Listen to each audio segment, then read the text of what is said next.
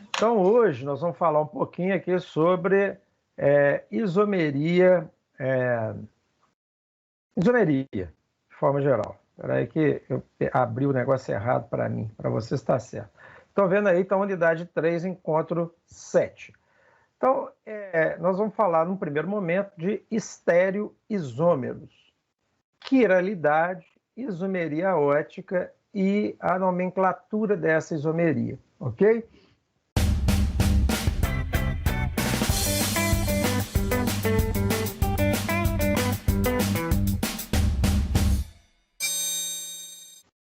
Bom, um primeiro conceito que é fundamental para a gente entender estereoisômeros é o conceito de quiralidade. Alguém já ouviu falar disso? O que seria quiralidade? Eu falo que uma molécula é quiral. Não? E alguém já ouviu falar eu esqueci. Eu sabia. Alguém já ouviu falar de quiromante? O que é uma quiromante? Tem a cartomante que lê carta, né? A quiromante lê o quê? Lê mão. Tá? Quiros é do grego mão, tá? Então, lá, grego, né? Quiralidade, do grego mão, né? Quiros, mão. Então, é a propriedade de assimetria importante em vários ramos da ciência, especialmente na química. Por que a gente fala dessa quiralidade? Porque as mãos, elas são idênticas, não são? Parecidíssimas. Entretanto, eu não consigo sobrepô-las, ou seja, eu tenho minha mão direita, eu tenho a minha mão esquerda. Eu posso até, uma de frente para a outra, os dedos se encontram certinho. Eu encontro polegar com polegar, o indicador com indicador e assim por diante, né? Agora, eu não consigo colocar uma sobrepondo a outra, porque os dedões vão ficar para lados opostos. Isso é uma propriedade das mãos, que é encontrada em diversas outras categorias de ciência. Você tem quiralidade em animais, você tem, né, em anatomia, como no caso das mãos, e na química também, né?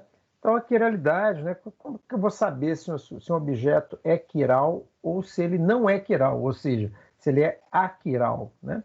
Então, tem algumas coisas, né? Primeiro, a coisa que eu tenho que analisar é se os dois objetos, um é a imagem especular do outro. O que é a imagem especular? É aquela imagem no espelho, né? Então, quando eu me olho no espelho, eu não me vejo, eu vejo a minha imagem especular. O meu olho direito, na imagem lá do espelho, está do lado esquerdo, e vice-versa. Então, a gente vê uma imagem espelhada de nós mesmos. Agora, com esse negócio de uso de câmera, webcam, na hora que você vê sua imagem lá, se você não apertar a opção lá de espelhar a imagem, para você se ver, você começa, vai ajeitar o cabelo, você ajeita para o lado errado. Então, você vai mexer a cabeça, mexe para o lado errado. Porque a gente está acostumado com a imagem no espelho, a nossa imagem especular. Então, a mão no espelho, né? A mão aqui, no caso, a mão direita no espelho, vai parecer a mão esquerda, não é? Só que se eu tirar essa imagem do espelho, eu não vou conseguir sobrepô-las. Vai aparecer, então, essa característica que eu chamo de quiralidade, tá? Beleza. Quiral é aquele objeto que não é sobreponível à sua imagem no espelho, à sua imagem especular. Então, essa é uma característica aí, né, de muitas moléculas, né? E por isso é importante. Às vezes a molécula ela é igualzinha, tem os mesmos átomos, assim, até a distribuição deles é parecida. Entretanto, uma é a imagem no espelho da outra, e isso faz com que, bom, diversas coisas. Tem aminoácidos, né, quiralidade de aminoácidos, alguns aminoácidos não servem para poder fazer proteína, né? Dependendo se ele é a imagem no espelho do outro, se aquela imagem ela é a correta ou a incorreta para a síntese de proteína. Então, é fundamental que a gente entenda isso. Para fármacos, a mesma coisa, né? Se eu tiver um fármaco que for assim, como a minha mão, e tiver um receptor que entra direitinho, vocês já viram? Não tem jeito, por exemplo, um receptor. Vamos imaginar que o receptor é uma luva, tá? E eu vou colocar esse fármaco, vai entrar na luva, vai se encaixar naquele receptor, tá? Agora, se for um fármaco que é a mão direita, o que eu espero que aconteça? Eu tenho que ter o receptor que seja a luva da mão direita também, porque senão eu vou, né? Se a luva for da mão esquerda, a luva esquerda, eles não vão se encaixar, não é isso? Então é aqui, ó, a luva, né? Então eu tenho a mão, essa mão aqui é a mão esquerda, né? Se eu usar a mão direita, a luva não encaixa, não adianta, né? Então os receptores muitas vezes se comportam dessa forma. Uma molécula serve, mas a outra, né, molécula, o isômero quiral dessa molécula não vai servir, né? Então não encaixa. Na natureza nós temos, né? A gente fala de simetria, né? Mas assim, um lado da borboleta não vai encaixar no outro lado da borboleta, como as nossas mãos também, uma não encaixa sobre a outra. Agora, como é que é um objeto aquiral? O aquiral é aquele que, independente, né, da imagem ser especular ou não, um é sobreponível ao outro, né? Então, uma xícara aqui com duas asas, né? Ela vai ser sobreponível à outra lá. Bom, beleza, não tem problema nenhum. Se eu tiver uma asa só por um lado, a imagem especular não é sobreponível. No caso da xícara, você pode rodar ela que dá certo, né? Mas, de qualquer forma, né? Então, como é um objeto aquiral? Aquiral é aquele objeto que é sobreponível à sua imagem especular, ou seja, à sua imagem no espelho. No que isso interfere na farmacologia? Bom, aqui eu tenho duas moléculas que são uma a imagem especular da outra, tá? Na verdade, aqui eu estou vendo as duas moléculas parecendo que são a mesma coisa, só que não são. Por quê? Porque a distribuição espacial delas está diferente. Vocês observem que essa simbologia que é usada para as ligações, ó, o nitrogênio, vamos dizer que o nitrogênio está no plano da tela, ou seja, como se eu tivesse desenhado na tela do computador ou do celular de vocês, não sei como é que vocês estão me vendo, mas, né, e essas linhas, né, comuns aqui, linhas cheias, elas indicam que é o CH3 e o outro CH3 também, o carbono pelo menos, também está no plano da tela. E esses aqui também no plano da tela. Agora, quando eu tenho um negócio que parece um palitinho assim cheio, significa que ele está espetado na tela. Então, esse CH3 aqui está para frente da tela, tá? Ao passo que esse oxigênio, quando aparece essa forma achuriada aqui, ele está do lado de trás da tela, ok? Aqui, ó, vocês podem perceber que é o contrário, olha lá. O oxigênio, né, está aqui para o lado espetado na tela, aqui ele está para trás, e esse anel aromático aqui está para trás na tela nessa imagem 10 e para frente da tela na imagem 11, ok? Isso faz com que sejam imagens especulares um do outro, né? E que apresentem características diferentes. Então, neste caso, encontra-se um medicamento conhecido como Darvon, tá? Darvon, que é o 10, esse aqui é o Darvon. É o dextro porque direito, ele gira para a direita, vamos dizer assim, tá?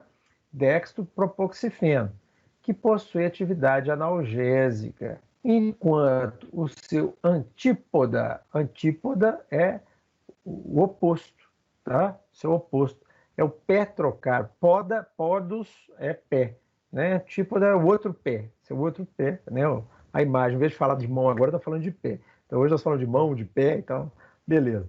Antípoda é o Novrad. O cara foi criativo pra caramba, porque Novrad é Dravon espelhado. É o nome comercial deles, né? Então, Darvon, né, se você inverter, dá Novrad. O novrade é o 11, né? Esse de cá, né? Então esse de baixo. É o levopropoxifeno. Dextro para a direita, levo para a esquerda. É um antitussígeno. Atividade totalmente distante dos efeitos analgésicos. Ele não tem efeito analgésico nenhum. Como consequência direta desses efeitos, esses medicamentos são comercializados isoladamente, possuindo, logicamente, especialidades farmacêuticas diferentes. Entretanto, se eu produzisse, por via de síntese, essa substância, o propoxifeno, geralmente eu teria uma mistura das duas coisas dentro da minha mistura, da minha solução, tá? E aí eu teria uma substância, ou um líquido ali, uma solução, que teria as duas propriedades, que seria analgésico e antitussígeno. Como esses fármacos aqui pertencem à classe dos opioides, tá? Então, os opioides têm essa característica, né? Por exemplo, xarope de codeína. Codeína é analgésica e também é antitussígeno. Então, são coisas que a gente verifica aí nas atividades farmacológicas. Bonito isso, não é bacana você imaginar que uma mesma substância, dependendo da distribuição do espaço dela, ela vai ter uma atividade farmacológica totalmente distinta. Né? Então, é interessante a gente perceber essas coisas. Nesse caso específico dessa substância, eu tenho 2 centros quirais, tá? Então, está simbolizado aqui pelo 2S e o 3R. Nós vamos explicar depois essa nomenclatura mais para frente, tá? Então, eu vou verificar que eu tenho um centro quiral aqui e tenho outro centro quiral aqui. São 2 centros quirais, um vizinho ao outro. Esse daqui é o 2S, né, que é o sinistros, e o 3R, que é o rectus. Então, isso daqui é para onde sentido de giro. Depois nós vamos falar sobre isso. Então, aqui já é o contrário, lá, o 2R, né, e o 3S. Então, 2 vai ter uma sequência para um lado horário, enquanto o 3 vai ter para o lado anti-horário, tá? Sequência para o lado anti-horário. Nós vamos explicar, vocês vão saber isso com calma. Mas só para entender que são os mesmos átomos, é a mesma molécula, né? Se você pegar a fórmula dela, é a mesma, idêntica. Entretanto, a distribuição espacial dos grupos que estão ali ligados, né, vai formar 2 substâncias totalmente diferentes. Tá? Que se interferem na farmacologia. Né? Considerou-se durante muito tempo que numa mistura racêmica biologicamente ativa, um dos enantiômeros seria responsável pela ação e o outro seria inativo. Então vamos lá. Vamos falar agora, vamos dar a terminologia. Mistura racêmica, foi isso que eu mostrei para vocês, que eu falei aqui anteriormente para vocês. Numa mistura, eu posso ter os 2, né, as 2 formas especulares ali, né? Então, um levo e um dextro, por exemplo, né? E quando eles estão na mesma proporção, é uma mistura racêmica, né? Tá? Biologicamente, e ela tem uma atividade biológica, tá? O que vai acontecer? Eu considero que aquela forma, né, que eu chamo de enantiômero. Então, vamos voltar aqui. Então, aqui eu tenho 2 enantiômeros, tá? Essa antípoda, né, enquanto o seu antípoda, né, vira ao contrário, eu vou chamar aqui, então, de enantiômeros. Então, esse é um enantiômero, esse é outro enantiômero. Então, na mistura racêmica, eu tenho 2 enantiômeros, pelo menos, ali, né? Seria responsável pela ação, né, um deles, e o outro seria inativo. Ao que produz o efeito, né, eu dava o nome de eutômero. Olha só, né, é muita informação.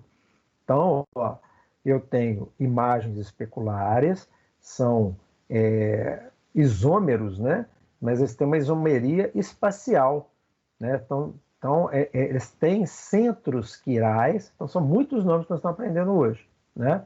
Um centro quiral pode propiciar imagens diferentes, ou distribuição diferente dos grupos substituintes, dos grupos ligados àquele centro quiral. Isso vai fazer com que eu tenha dois ou mais, né, dependendo do número de centros quirais, duas ou mais possibilidades de moléculas. Essas moléculas diferenciadas, eu vou dar o nome, então, de enantiômeros. Tá? O que se acreditava anteriormente que, numa mistura desses enantiômeros, que eu dou o nome de mistura racêmica, é onde eu tenho os enantiômeros misturados ali, um deles seria o ativo. A esse ativo eu dou o nome de eutômero. Então, o enantiômero ativo numa mistura é o eutômero, enquanto o outro, que eles consideravam que seria inativo, é chamado de distômero. Então, o eutômero é o ativo e o distômero o inativo. Só que isso aí caiu por terra. Por quê? Essa afirmação, né, de que um só que seria o ativo e o outro não teria efeito. A talidomida. Né? Todo mundo já deve ter ouvido falar do caso da talidomida. A talidomida causou, na década de 60, uma série de problemas, né? Porque foi um fármaco inicialmente desenvolvido como sedativo, mas descobriram logo que ele tinha um efeito antiemético, né? Então era muito bom para enjoo também. Então começaram a usar com essa finalidade. E as pessoas, né, ou vamos dizer, a categoria que mais tem enjoo é mulher grávida, né?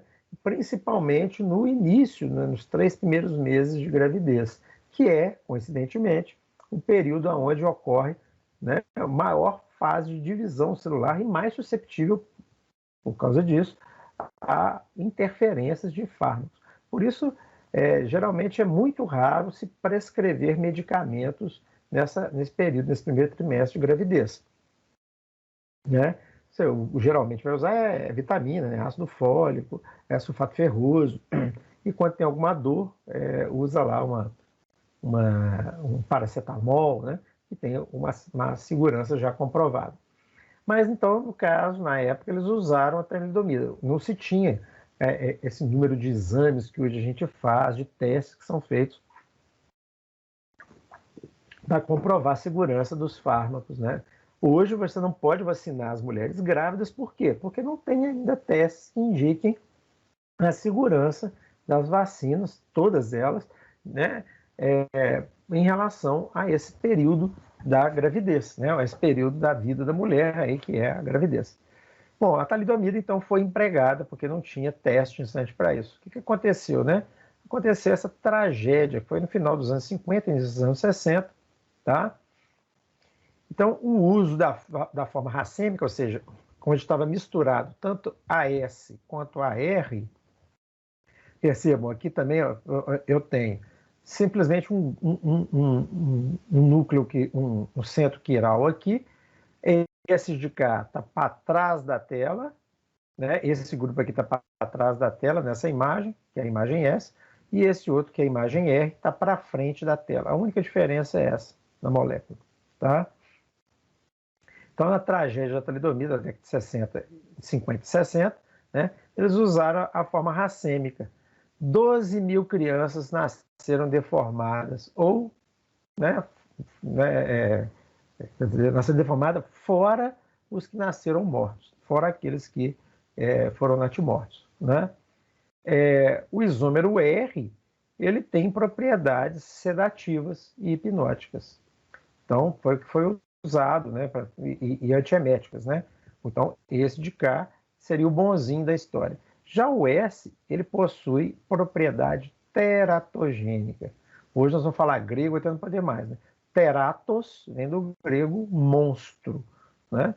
Então, teratogênica é a gênese de um monstro, né? Então, as monstruosidades, na verdade, estão aqui teratogênica, outra sedativa, depois as imagens aqui, né? Então, as crianças nasciam, foi chamar de focomelia, que as crianças vai aparecendo foquinhas, né? Então, os braços, principalmente os braços, em alguns casos as pernas também, como nessa imagem aqui, né? Mas os braços não tinha muitas vezes a formação das mãos, ou quando a a parecer era totalmente deformada e os braços eram curtinhos, as crianças, né? Hoje, vocês não veem muito isso, né? Mais porque parece que a expectativa de vida também dessas crianças foi pequena, sabe? Então, eu ainda conheci, né? Porque eu sou de 67, então eu convivi, tinha um pessoal, eu via, né, muitos casos aqui no Brasil, inclusive, de focomelia, né? Muito bem. Talidomida hoje, no Brasil, até hoje, o problema existe, pois não há um controle efetivo na produção de talidomida, que ainda é muito utilizado no tratamento da hanseníase, tá? Tem uma série de rigores para poder você liberar a talidomida, só que não tem um controle efetivo ali, né? A mulher, o homem leva para casa e às vezes a mulher usa. A mulher está grávida, então pode acontecer, né? Então, recentemente foi evidenciado que ambos os isômeros, né? Então, tanto o S quanto o R, né, podem apresentar propriedades teratogênicas. Por quê? Porque eles se autoconvertem, né? Um vira o outro quando estão em vivo, dentro do corpo, tá? Esse fenômeno é chamado de epimerização. Ficou faltando um cedilho aqui. Epimerização, tá? Então, o centro quiral ali, ele em vivo, ele inverte, tá? Então, não é seguro usar em mulheres em idade fértil de forma alguma. Entendido aí? Beleza. Então, quais as características que devo observar? Como podemos identificar que uma molécula é quiral? Uma boa pergunta, né? Como é que eu vou identificar isso, então? Algumas definições importantes aqui, então. Definição de isômero, né? O que é isômero? Isômero vem do grego também, isos, que é mesmo, meros, parte, né? Então, eu poderia dizer que, né, que tem partes iguais, né? Isômeros são substâncias que têm partes iguais ou que têm uma semelhança, né? Então, fenômeno onde dois ou mais compostos químicos diferentes apresentam a mesma fórmula molecular e diferentes fórmulas estruturais. Ou seja, a isomeria simplesmente eu posso dizer que C4H11N5 define tanto a molécula de cima quanto a de baixo. Entretanto, elas são moléculas totalmente diferentes, né? Então, são moléculas. Aqui, a distribuição, não só espacial no espaço, mas também na sequência desses átomos na molécula, fez uma diferença muito grande, né? Então, aqui ligado ao nitrogênio, eu tenho outro nitrogênio embaixo, né, um NH2, aqui eu tenho um CH3. Então, tem uma diferença bem grande na estrutura, né, dessas duas moléculas. Mas elas são isômeros, né, na sua fórmula molecular. Bom, estereoisômeros, né? Eles têm a mesma constituição. Entretanto, eles têm um arranjo espacial diferente. Então, ao contrário desses aqui, o estereoisômero, eles são as mesmas, né? Tem a mesma ordem dos átomos, entretanto, o arranjo no espaço é diferente. A área da química que estuda esses estereoisômeros é a estereoquímica, tá? Então, a estereoquímica que vai estudar os estereoisômeros. E uma das propriedades importantes para a estereoquímica foi essa que nós já dissemos, que é a quiralidade, ok? Então, para que eu tenha isômeros, né, estereoisômeros, isômeros espaciais, eu necessariamente tenho que ter centros quirais, ou seja, aquela molécula tem que apresentar quiralidade. Então, como identificar uma molécula quiral? É uma outra pergunta, né?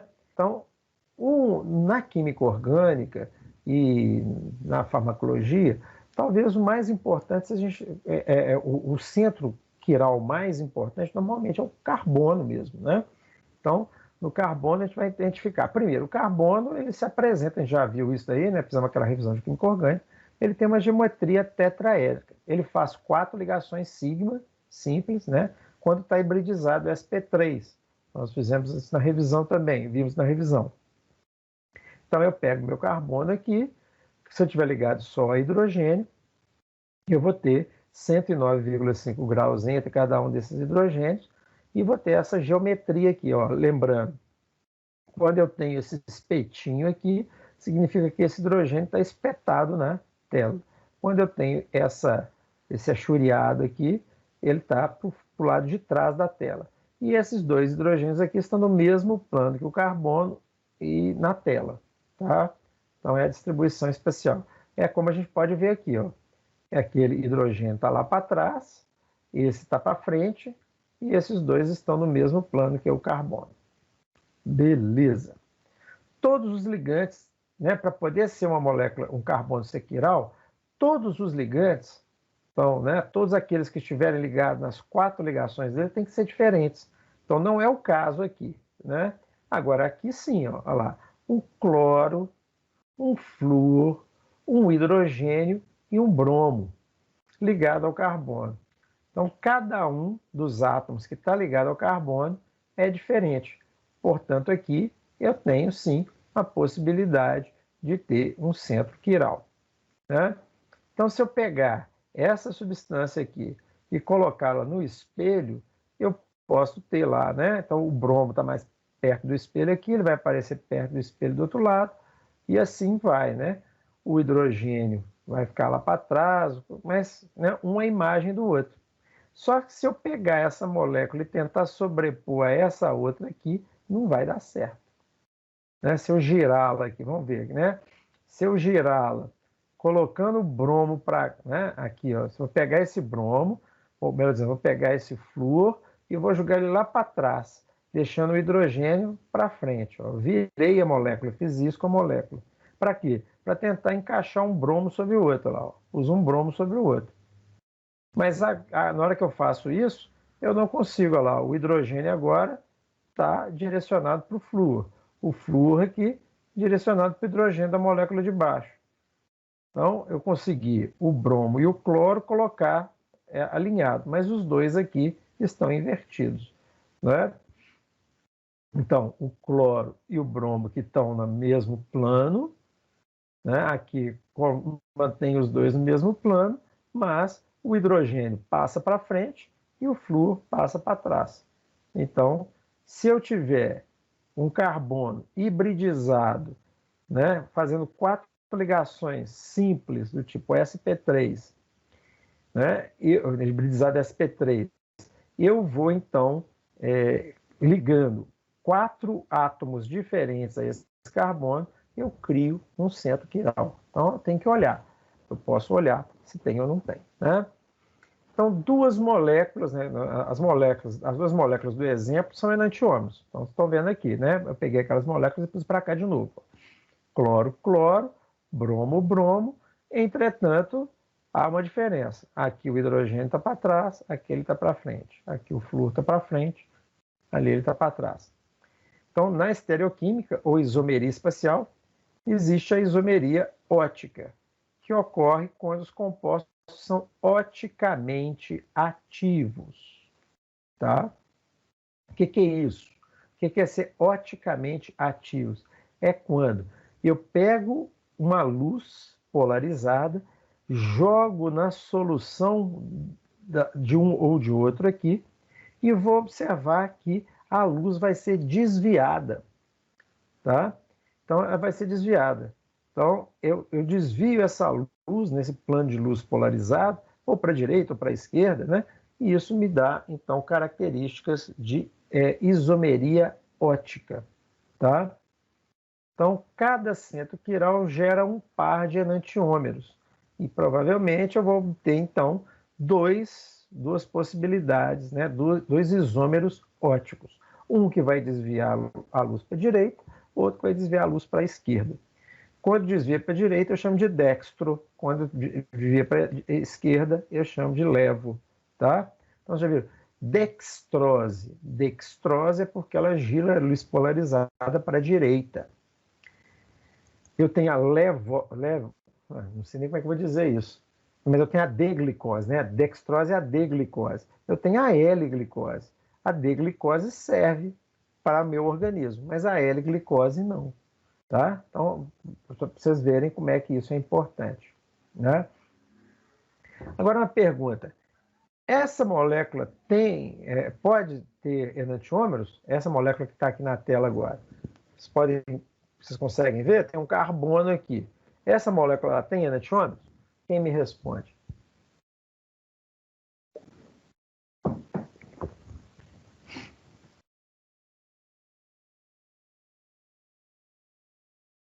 Você quer saber se ela é quiral ou não? Se ela primeiro, esse carbono é um centro quiral? É, Por que você chegou a essa conclusão, Valdeci? porque todos os outros têm átomos diferentes, né? Tem no caso, tem um etano, né, aqui, né? O CH2, depois tem um Tá. um Então, só, você depois chegou onde eu hidrogênio. queria aqui. Você chegou onde eu queria. Primeiro, tem um carbono hibridizado sp3, né? Fazendo 4 ligações. Essas 4 ligações, apesar de eu ter átomos iguais ligados ao carbono, eu tenho grupos diferentes, tá? Então foi o que você identificou aqui, ó. Aqui eu tenho um grupo, um grupo metil, né? Aqui eu tenho um grupo etil, né? Apesar do carbono estar ligado com carbono, né? Eu tenho um grupo diferente ligado aqui, o hidrogênio e a hidroxila, né? E mais um grupo metil e um grupo etil. São 4 substituintes diferentes, 4 ligações que esse carbono aqui faz diferença. Então, sim, né? Se eu pegar e colocar essa substância no espelho, eu vou obter uma imagem especular dela, aonde aqui no caso o grupo etil vai estar para frente e o CH3 continuará lá na frente. Aqui eu tenho o hidrogênio para trás, a imagem especular está jogando lá o hidrogênio para trás também. E o oxigênio, a hidroxila, a mesma coisa. Só que na hora que eu viro essa molécula e coloco o grupo etil e o grupo metil no mesmo plano do carbono, virado um para frente do outro aqui, né? Para sobrepor, eu vou verificar que aqui o hidrogênio que estava para trás passa para frente e aqui a hidroxila que estava para frente passa para trás. Então, sim, eu tenho aqui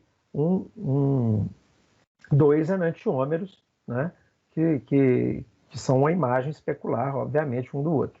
Né? Então, esse carbono é um centro quiral. Tá? Os aminoácidos, eles possuem pelo menos um carbono quiral. Tá? Então, você vai pensar, aqui é a L-alanina. Então, eu tenho o carbono, né? E tenho, né, o grupo ácido carboxílico aqui, né? Tem um ácido carboxílico aqui e tem o grupo amina aqui, tá? Então, eu vou ter ainda um outro grupo substituinte qualquer aqui e vou ter um hidrogênio ligado. Então, essa é a estrutura básica, né, dos aminoácidos. Então, o que diferencia, né, os aminoácidos é basicamente o que substitui aqui embaixo. Porque eu sempre vou ter um ácido carboxílico, uma amina, por isso aminoácido, e o hidrogênio. E aí um grupo, né, substituinte aqui. Beleza. Essa é a L-alanina. Então, A, B e C são A diferente de B, que é diferente de C, que é diferente de D. Né? Então, são todos eles diferentes. Bacana. Esse ali, então, é um carbono quiral, é um centro quiral.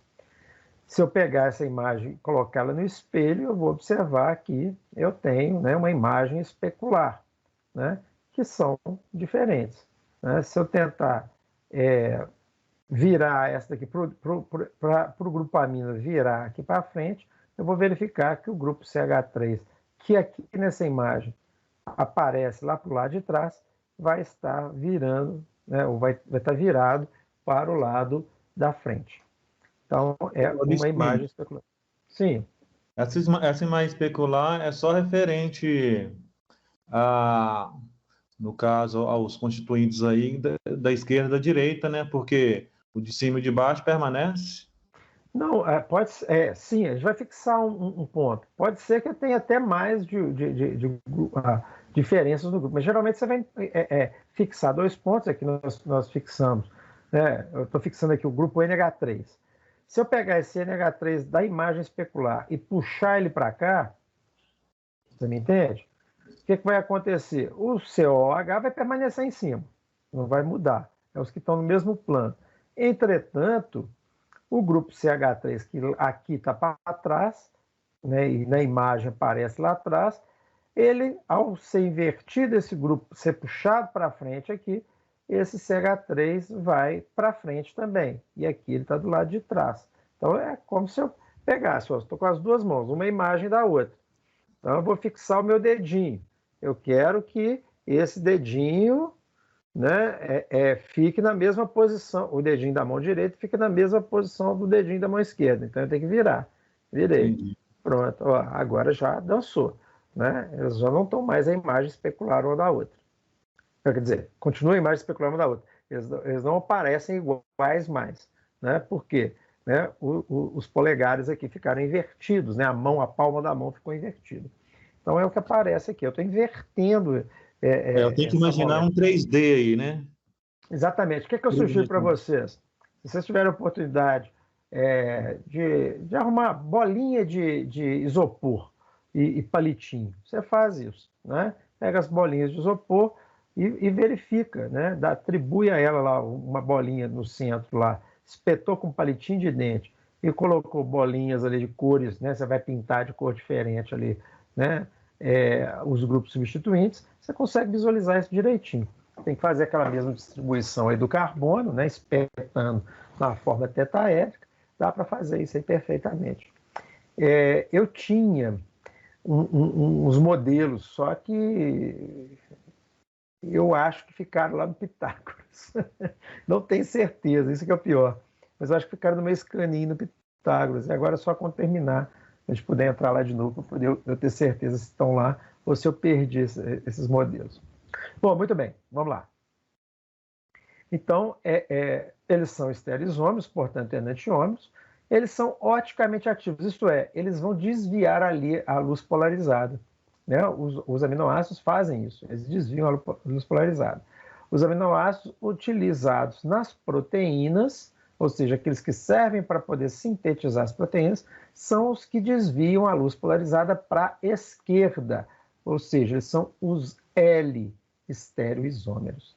Então, para formar as proteínas, é só aminoácido que gira a luz polarizada para a esquerda, só os levo, ok? É que funciona. E aqui, né? Identifique o centro quiral do aminoácido glicina. Onde é que está o centro quiral aí do aminoácido glicina?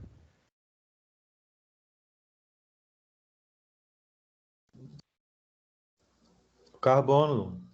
Não é quiral. Ah, não é quiral. Por quê? Tem os dois hidrogênios. Dois hidrogênios. Exatamente. Aí, ó, não caíram na maldade do professor. Ó. Você fez uma pegadinha, hein? Você fez uma pergunta já com... exatamente. Já induzindo ao erro. para uma resposta. Induzindo ao erro. Induzindo ao erro. Isso aqui, quando você erra, você não erra mais. Errou uma vez, você não vai errar mais. Agora você vai observar toda vez. Olha lá. Se eu não tiver, né, quais são as características para ter um centro quiral? O carbono hibridizado é as P3, ou seja, fazendo 4 ligações. Ok, aqui está certo.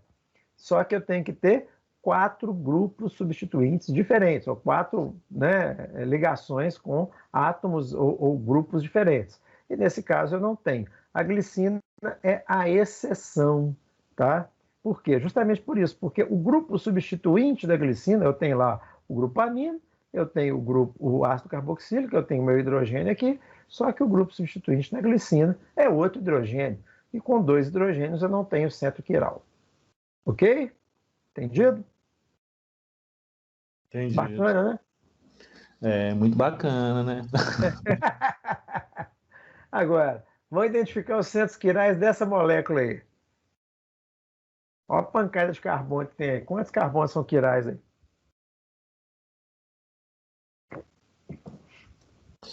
Minha internet tá ruim, tá demorando passar. Eu tô ainda no anterior.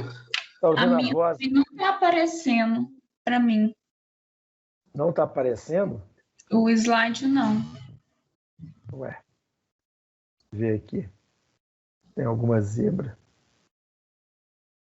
Recentemente, para mim, está aparecendo aqui na minha projeção. Mas alguém não está vendo? Agora apareceu. Então é um retardo aí mesmo. Está com retardo. Bom, então eu tenho vários carbonos. Estão numerados de 1 a 5, porque o primeiro grupo substituinte aqui, eu tenho que colocar a numeração mais próximo do grupo funcional. Aqui no caso eu tenho uma hidroxila alcoólica. Então, 1 começa daqui, 2, 3, 4, 5. Então eu tenho 5 carbonos, todos eles hibridizados sp3, portanto, fazendo 4 ligações e, consequentemente, possíveis ou passíveis de serem centros quirais. Ok? Vamos analisar esse 1 aqui. Ele seria um centro quiral? Não. Tem 3 hidrogênios ligados nele aqui. Não tem condição dele ser um centro quiral. Ok?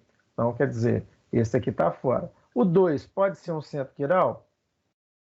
Sim. Perfeito. Olha lá. Ó. Hidroxila em cima, bromo embaixo. Do lado aqui eu tenho um grupo metil, né? Desse lado de cá, um C ligado a 3 hidrogênios. E do outro lado, essa restante molécula toda aqui, que nem sei o nome no momento. Tá? Então, olha lá. Então, esse carbono, as 4 ligações dele, cada uma é com um grupo diferente. Tem uma hidroxila, um bromo, um grupo metil e um restante cadeia aqui. Tá? Bacana. O carbono 3, ele é um centro quiral? Sim. Sim, também. Ó. CH3, a hidroxila embaixo. Aqui do lado eu tenho essa molécula aqui, né? 2 carbonos com uma hidroxila e um bromo. E do outro lado aqui eu tenho um grupo etil, né? Aqui sobrou um grupo etil. Né? Então também é o centro quiral. Já o 4, não, né? Eu tenho aqui 2 hidrogênios, né? Então já não funciona. E o 5, mesma coisa, eu também tenho 3 hidrogênios. Então, a princípio, nós dissemos que foi o 2 e o 3, não é isso? 2 e 3. Então, Isso. tem 2 centros quirais aqui. Tá? Então, é isso, né? Então, para a gente entender. Então, nessa molécula aí, eu vou ter 5 carbonos, mas apenas 2 centros quirais. Ok? E o que é aquele negócio de luz polarizada, desvio de luz polarizada, né? Então é o seguinte, a luz, ela é policromática. Quando você passa ela num prisma, né? Você já deve ter visto, quando chove, a luz do sol passa ali naquelas gotículas, não dá o arco-íris, né? Aquele disco famoso do Dark Side of the Moon do Pink Floyd, não é? Aquele prisma onde é que passa e depois forma um arco-íris lá e tal. Bom, beleza. Então, essa é a luz policromática. Quando eu pego essa luz e filtro de tal forma que só um comprimento de onda está passando ali, eu falo que é uma luz polarizada. Eu polarizo a luz para que ela fique num sentido só. Tá? Então, a luz polarizada ela seria assim, né? Enquanto a policromática seria para vários sentidos, diversas cores. Ok? Então, o que eu faço? Aqui é o experimento, como ele acontece. Eu tenho uma fonte de luz, eu tenho um filtro polarizador, então essa luz aqui é uma luz natural policromática, ela passa nesse filtro e aqui, esse filtro deixa passar apenas um comprimento, que vai ser a luz polarizada. Essa luz polarizada vai passar por um orifício dentro de um tubo. Esse tubo ele vai estar cheio de uma solução da minha substância. Então, é uma substância que eu estou querendo saber se ela é oticamente ativa ou não. Né? O que acontece aí? Ao passar né, nesse meio, a luz polarizada, ela vem num sentido, mas ela pode começar a sofrer distorção, né, e ser, então, desviada. Então, aqui eu vou ter um analisador dessa luz, né, e vou medir o ângulo, o grau de desvio da luz polarizada. E o observador, então, vai olhar esse ângulo e vai depois calcular. Porque, inclusive, isso serve, se eu estiver, por exemplo, comprando dextrose, que é a D-glicose, para produzir meus produtos lá na minha indústria farmacêutica. E o cara estiver me vendendo um racemato, ou seja, uma mistura de D e L-glicose, eu tenho como saber aqui, né? Então eu faço uma solução de glicose, jogo aqui dentro, dessa glicose que ele está me vendendo como D-glicose. Se ele desvia a luz polarizada para a direita, é a D-glicose.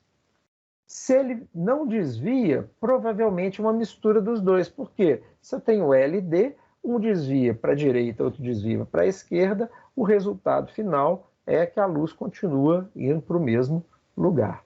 Tá? Então, no racemato, normalmente, esse desvio ele é compensado o D pelo L, né? Então, sai num plano só. Ou, se eu tiver uma mistura, mas não, né, em iguais proporções, pode ser que, né, eu tenha um valor padronizado. Se aquela solução, naquela concentração, se eu passo a luz polarizada, ela desvia tantos graus para a direita. Se desviar menos, pode ser que tenha misturado no meio da D, eu tenho a L. Vocês entendem a importância disso, inclusive em aspectos práticos da indústria farmacêutica, né? Então, vários testes de controle de qualidade, né, usam o polarímetro, principalmente quando eu estou trabalhando com matéria-prima. Entendido? Aqui, né, então, tem um polarímetro analógico, né, o antigo, né, e hoje eu tenho o digital, eu coloco a amostra lá dentro e já me dá o desvio, né? Aqui um vídeo, vamos ver se vocês vão conseguir visualizar esse vídeo aí. Eu não sei se vocês vão ouvir, não precisa ouvir, não, eu vou descrevendo para vocês. Então, vocês estão ouvindo? Vocês ouviram o áudio, não, né? O meu tá parado. Para mim também. Não, vai continuar parado, mas vocês não ouviram nenhum áudio diferente da minha voz, não, né? Então eu vou narrar para vocês aqui o que está acontecendo. Então, ó, esse daqui é o polarímetro, né? Eu estou observando, então, o ângulo aqui e tem uma luzinha sendo jogada lá atrás.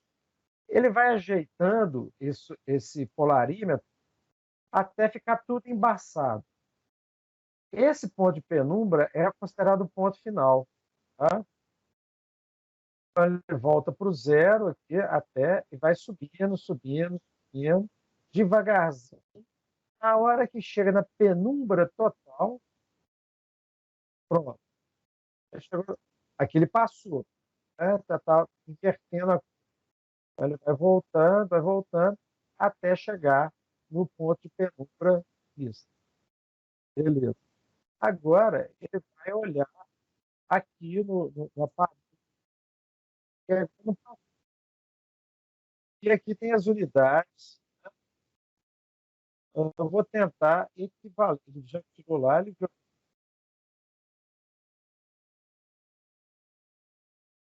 aqui zero, tá vendo o zero aqui. Aqui daria mais ou menos 16 e 17. Né? 16 eu concordo. Os 10 estão andando, ela vai ficar mais certinha uma em cima da outra. Tá?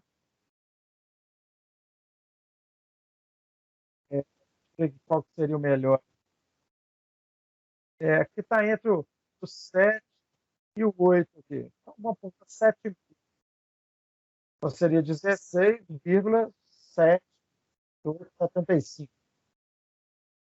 É assim que faz a medida do polarímetro. Tá? Beleza. Ô, gente, isso foi só para mostrar. Depois eu vou dar vou colocar o slide, vou colocar esse vídeo aí também, que aí vocês conseguem visualizá-la com mais calma e podem ver de novo. Já são 9h41. Depois a gente continua, então, falando desses centros quirais e dessa propriedade aí, falando dos enantiômeros. Ok? Alguma dúvida, alguma pergunta? É muito nome. Não deixa isso para poder olhar só na semana que vem, não. Vocês já esqueceram tudo. Dá uma olhadinha agora, tá? Na hora que terminar a aula. Semana que vem tem aula? Não é, você vai ter aula? Não é a semana das... Exatamente. Semana que vem é semana de palestra. Palestra, né? É semana de palestra. Mas eu vou fazer o seguinte: eu vou ter que gravar a aula para vocês, porque senão a gente não vai ter tempo de terminar, não. Tá? Vou postar a aula para vocês, porque senão não dá. A gente não chega no final, não, com o número de dias que eu tenho aí para. Porque nós ainda vamos ter prova. Né? Eu tenho a semana de prova. Então, senão não fecha a conta. Sim. Então, pedido para você. Alicine, aquele Kahoot lá que tem, que me estressa demais, meu filho, pelo amor de Deus. Não dá aquele de novo, não. Aqui, até que eu fui perceber que tinha um tempo lá né, para responder, eu já estava na segunda. Tem tempo para responder. Ué. E tem um detalhe. Mal dá tempo de ler o enunciado, Lucinho. Quando eu fui ler o enunciado, o tempo já tinha esgotado, filho. Ah, pois é. Ele é para poder trabalhar na velocidade aí também. Ah, não, Alicine, eu sou lerda. Quando eu li o primeiro também, já tinha passado. Exatamente isso. Era para me ter acertado até mais 2 na hora que eu consegui raciocinar, que eu fui marcar, acabou o tempo. Eu acho que eu só acertei uma, não sei. É bom para a gente treinando. Da próxima vez eu deixo mais tempo. Vocês já sabem como é que ele funciona. Ninguém tem essa cabeça sua rápida, não, Licínio. Rápida? Minha cabeça quer dizer cada dia mais lenta. Então tá. Mas eu vou colocar mais tempo, né? Tem gente que colocar mais tempo, porque aquele é o tempo padrão, né? É 20 segundos, 30 segundos. Eu amplio o tempo na próxima vez, tá ok? A atividade foi bem legal, só o tempo que você vai ter que ajustar um pouquinho aí para a gente conseguir pensar. Beleza. Tá, foi joia. 10 segundos, uai. Não, era 20, o menor era 20 segundos. É 30 e 20 segundos que normalmente eu colocava lá. Para eu contar a quantidade de carbono primário, meu filho. Coloca o tempo rápido de 5 minutos, Licínio. 5 minutos, né? Quando a gente chega do serviço, a gente já não está nem raciocinando mais à noite. Muito bem. Então, gente, usem, tem a regra do mais 30, que eu costumo falar com meus alunos. A regra do mais 30 é o seguinte: estão terminando agora às 9h45. Gastem mais 30 minutos com matéria. Peguem isso que eu vou postar agora o slide. Pega o slide, lê, vê o que vocês anotaram, anota em cima. 30 minutos. Gasta 30 minutos. Vocês vão ver como é que vocês rendem muito mais na aula que vem. Tá? Beleza? Muito bem, senhores. Bom descanso para todo mundo. Uma boa noite. E boa noite. Até na outra semana. Tá? A gente vai se comunicando aí pelo Telegram. Grande abraço e bom descanso. Obrigada, boa noite, Lucinho. Tá bom, obrigada. Boa noite, obrigadão. Boa noite. Tchau, tchau.